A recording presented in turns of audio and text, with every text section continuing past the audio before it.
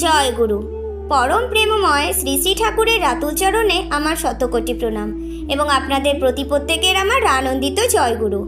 আজকের আলোচনার বিষয় হলো অন্ধজনে দিও আলো। অজানা কিছু কথা জানতে ভিডিওটি শেষ পর্যন্ত দেখুন। মানুষের বেড়ে ওঠার জন্য জন্মগত বিশুদ্ধতা যেমন প্রয়োজন, তেমনি প্রয়োজন উপযুক্ত পরিবেশগত পোষণ। জন্মগত পরিশুদ্ধতার জন্য প্রয়োজন শিশুর পিতামাতার বিধিপূর্ণ সঙ্গতিশীল বিবাহ।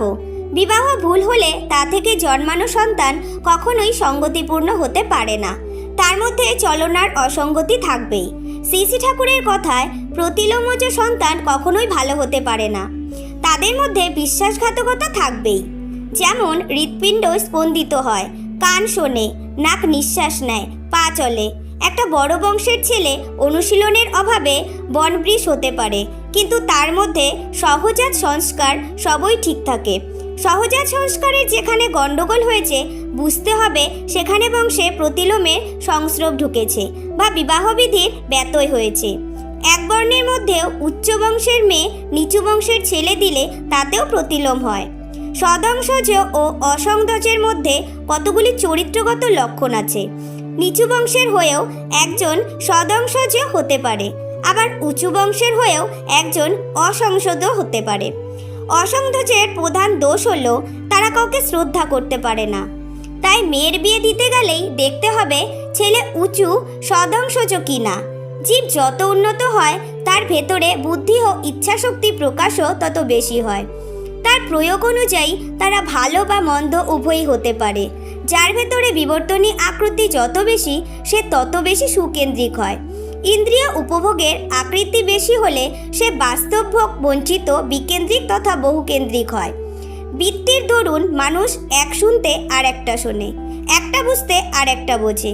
ঈশ্বর কৃপাও প্রতিফলিত হবার জায়গা না পেয়ে অন্ধের আলোক দর্শনের মতোই ব্যর্থ হয়। জন্মগত ত্রুটির সাথে সাথে আরেকটি প্রধান কারণ হলো পরিবেশগত ত্রুটি। এই ত্রুটি হতে পারে পারিবারিক অথবা পারিপার্শ্বিক, তবে পারিবারিক ত্রুটির প্রভাব ফেলে বেশি। শিশুর জন্মাবধি 5-7 বছরের মধ্যে মস্তিষ্ক গঠন শেষ হয়, তাই শিশুকালে গৃহবিবাহ তাদের জীবনের মূলকে নাড়িয়ে দেয়।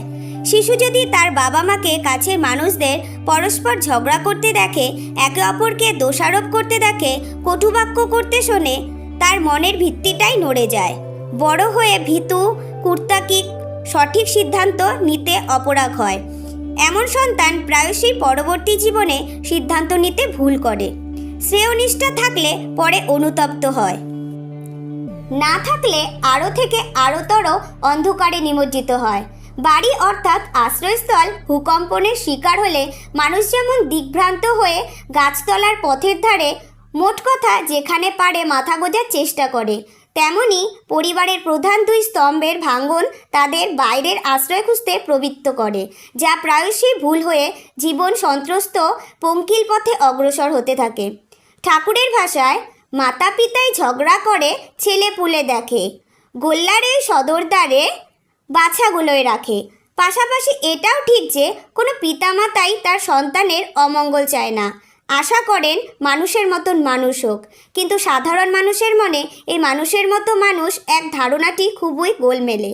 অর্থনৈতিকভাবে সচ্ছল হওয়াই বেশিরভাগ ক্ষেত্রে সফলতার মানদণ্ড হিসেবে বিবেচিত হয়, কিন্তু ব্যক্তিত্বের অভাব ভেতরে ভেতরে ঘুণপোকার মতো ঝাঁঝরা করে দেয়।